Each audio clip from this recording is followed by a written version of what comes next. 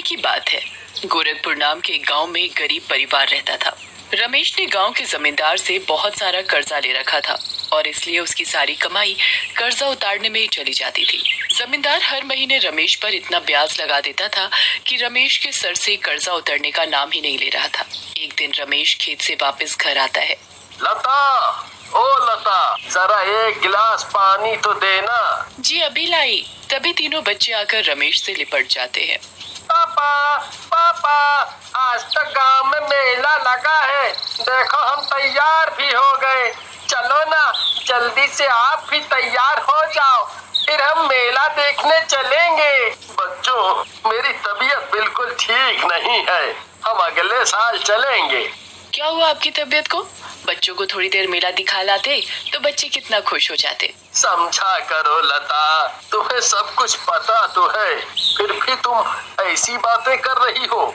अच्छा मैं समझ गई। बच्चों चलो, मैं तुम्हारे लिए कुछ बढ़िया सा बनाती हूँ। मेले वेले में कुछ नहीं रखा। हाँ माँ चलो चल, हमें बहुत भूख भी लगी है। लता खाने में दाल चावल बनाती है और सब मिलकर खाना खाने लगते हैं।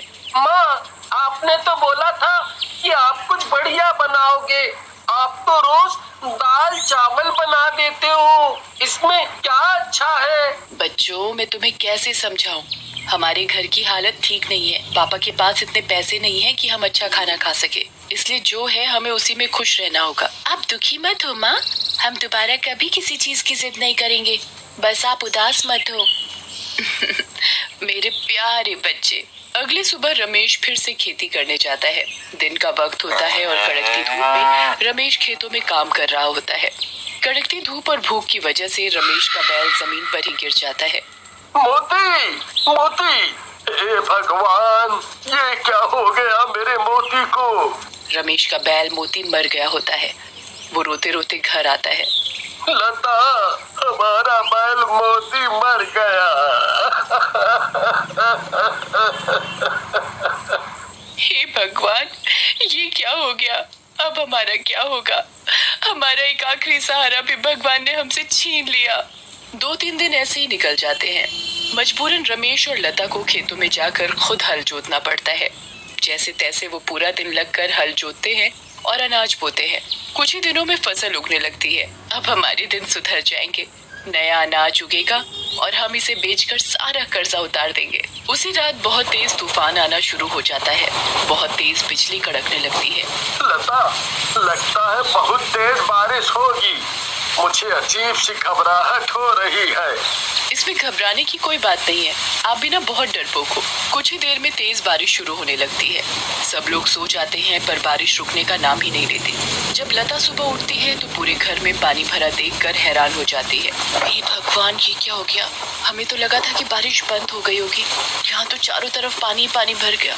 हमारी तो सारी फसल खराब हो गई होगी, अब क्या होगा? लता जल्दी से रमेश को उठाती है।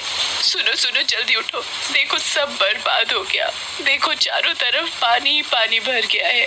हे भगवान, ये क्या हो गया? मेरे मेरे खेतों का क्या हाल हुआ होगा? मुझे जल्दी से जाकर देखना पड़ेगा। हाँ जी, आप सही बोल रहे हो, जल्दी जाओ और जाकर देखो। बारिश रुकने का नाम नहीं ले रही थी। चारों तरफ इतना ज्यादा पानी भर चुका था कि घुटनों तक आने लगता है। रमेश भरे हुए पानी से जैसे तैसे धीरे धीरे चलकर खेतों तक पहुंचता है। पूरे खेत पानी से डूब चुके होते हैं, सब कुछ बर्बाद हो चुका होता है। ऊपर से बारिश इतनी तेज हो रही होती है कि रमेश आधा पानी में डूब चुका होता है। वो बिल्कुल निराश हो चुका होता है और अपने घर वापस जाने लगता है। घर जाते समय रमेश रास्ते में एक पत्थर से टकरा जाता है। बचाओ, बचाओ! रमेश बहुत कोशिश करता है पर अंदर पानी में डूब जाता है। घर पर लता और बच्चे इंतजार करते रहते हैं पर रमेश घर नहीं आता। रात हो जाती है पर रमेश वापस नहीं आता। पूरे गांव में इतना पानी भर चुका होता है कि पूरे घर पानी में डूब जाते हैं। लोग गांव छोड़कर बाहर जाने लगते हैं। कुछ लोग घरों की छत पर बैठ जाते हैं। लता भी अपने घर की छत पर तीनों बच्चों को लेकर बैठ जाती है। माँ, पापा अभी तक घर क्यों नहीं आए? हमें बहुत तेज भूख लगी है। कुछ खाने को दे दो। खाने को कहाँ से लाऊं बेटा, घर में जो था सब इस बाढ़ में डूब गया। बच्चे भूख से तड़प रहे होते हैं। लता से उनकी हालत नहीं देखी जाती, पर अपने तीनों छोटे छोटे बच्चों को छोड़कर भी नहीं जा पाती। लता तीनों बच्चों को पकड़कर पूरी रात ऐसे ही बैठी रहती है। बारिश भी रुकने का नाम नहीं ले रही होती। ऐसे ही देखते देखते सुबह हो जाती है। रमेश भी घर वापस नहीं आता और लता और ज्यादा परेशान हो जाती है। उसे तैरना भी नहीं आता और ऊपर से वो अपने बच्चों को अकेले छोड़कर भी नहीं जा सकती थी। लता बहुत सोचती है और फिर उसे एक तरकीब सूझती है। वो छत से कुछ लकड़ी के टुकड़े निकालकर उन्हें जोड़ती है और उनको मिलाकर एक नाव बनाती है। बच्चों, चलो जल्दी से इस नाव में बैठ जाओ, हमें पापा को ढूंढने के लिए जाना होगा और खाने का इंतजाम भी करना होगा। लता बच्चों को नाव में बिठाकर रमेश की तलाश में निकल जाती है। चारों तरफ पानी ही पानी। लोग छतों पर बैठे होते हैं। माँ, मुझे चक्कर आ रहे हैं, मुझे बहुत भूख लगी है। बस बेटा, कुछ देर और, मैं जल्दी से तुम लोगों को खाना खिलाऊंगी। लता को अचानक तभी दूर पानी में तैरते कुछ फल दिखाई देते हैं। बड़ी मुश्किलों से लता फलों तक पहुंच पाती है और जल्दी से फल उठा लेती है। लता सारे फल तीनों बच्चों में बांट देती है, पर लता तो अभी भी अपने पति को लेकर बहुत परेशान होती है। आप कहाँ चले गए? मैं कहाँ ढूंढूं आपको? हे भगवान, आप और कितने दुख दिखाओगे मुझे? मेरे छोटे छोटे बच्चे हैं, हमारा क्या होगा? भगवान, हम पर दया करो। लता नाव चलाते चलाते बहुत दूर निकल जाती है। वो रास्ते में मिलते हर व्यक्ति से अपने पति के बारे में पूछती रहती है, पर उसके पति के बारे में किसी को पता नहीं होता। धीरे धीरे शाम होने लगती है और बच्चों को फिर से भूख लगने लगती है। लता से अब भूख बर्दाश्त नहीं होती। उसकी हालत मरने जैसी हो जाती है। माँ, हमें बहुत भूख लगी है, 2 दिन हो गए हमने ठीक से कुछ नहीं खाया। बेटा, मैं तुम्हारे लिए कहाँ से खाना लाऊं? मुझे कुछ समझ नहीं आ रहा कि हमारा अब क्या होगा, हम बच भी पाएंगे कि नहीं। माँ, क्या हम सब मर जाएंगे? बोलो माँ। नहीं बच्चों, मैं तुम्हें कुछ नहीं होने दूंगी। लता तीनों बच्चों को सीने से लगा लेती है और खूब रोती है। तभी अचानक लता को अजीब सी एक आवाज सुनाई देती है। लता पीछे मुड़कर देखती है तो वहाँ एक बहुत बड़ी नाव खड़ी होती है।